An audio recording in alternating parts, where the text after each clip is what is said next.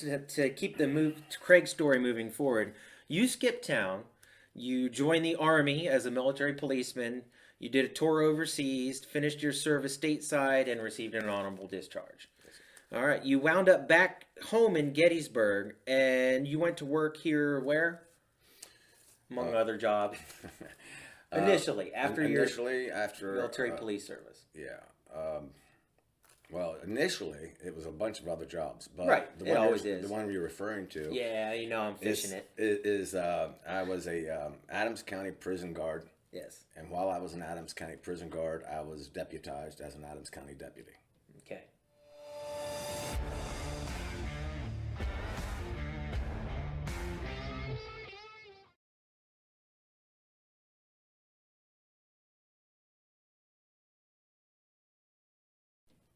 So you got to know, again, you retouched with the legal side here in Gettysburg. Right. Once you've done your federal service, proved yourself as a patriot and, you know, someone who's upholding the law, a good law enforcement officer. Right. You returned home to try to enjoy some of what you had worked hard for as our nation's defense. Here home. Yep. I can feel you on that. Yep.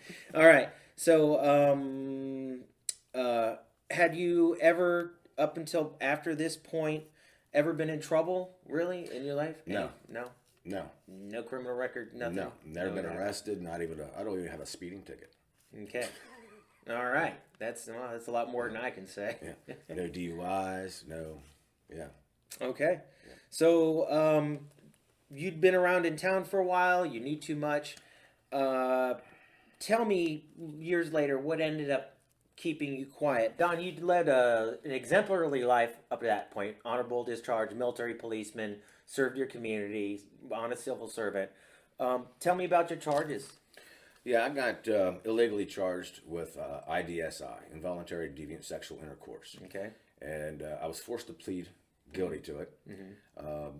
The charges are completely void. Mm-hmm. The legal term for it is void ab initio, which stands for void from the very beginning. Okay, well, that's really strange that you were put into that position because I can back Don up on video. It sounds crazy, y'all, but the police did the same thing to me twice. In my video here, The Lawyer's Daughter, you'll see me sweating 30 years worth of charges and a felony and having to face them twice for my crazy ex breaking in my house and planting drugs, all on video and never getting a single charge for it. Now, if you think those two stories are crazy, watch my video here. First Blood, Gettysburg's Epstein deal.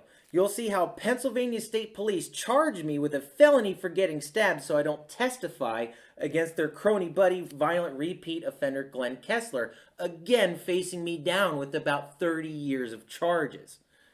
So, Don, thank you so much for coming down. It takes a lot of bravery to do what you just did, what you just exposed. You're being an honest person your whole life, an honorably discharged MP, a civil servant. It must have weighed on you heavily your entire life. Like, how has it affected your life, briefly? Well, I got PTSD from it, lots of depression, panic, anxiety attacks, bipolar. I don't know if that calls bipolar or not, but I'm bipolar now, and so highly medicated. Yeah. Well, you've had to weigh this over your shoulders and keep it hidden and know the secret world of who you've had to engage your entire life. Yeah, I'm just trying to live a normal life. Your entire life. Yeah. I can relate to that. So there's this hidden story here, and that's the one of the good law enforcement officer, the one that keeps silent and under the threat of violence. Now, it's probably affected their lives just as much as Dawn's.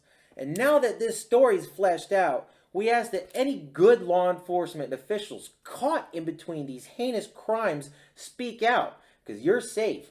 There are multiple federal investigations going on in Gettysburg right now. Lastly, to anybody watching, please help. We don't have the professional capability to begin to investigate Don's claims, which are corroborated by shit tons of residents from Gettysburg at the time. Let's do the investigation that our local cronies don't want to expose.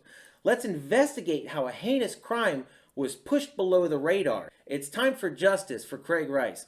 a tortured and murdered high school sophomore boy. Thanks, Don. So those of you at home that want to hear more of Don's story and how his relationship with Jesus bore him through these trials, visit his channel, Knights of the Kingdom Ministries. Don, thank you very much for coming. Appreciate you sharing your story, brother. It takes a lot of balls. Yep, and I appreciate you and your service, brother. No, likewise. Have a good day, y'all. If you do nothing, it means nothing will happen. Anybody can report a crime. Call the FBI. Ask them to investigate the Craig Rice hate crime murder. Ask them to investigate the pervert cop Michael Caricato. Ask them to investigate the repeat firearms offender Glenn Kessler. This is your chance to prevent this from happening to your family.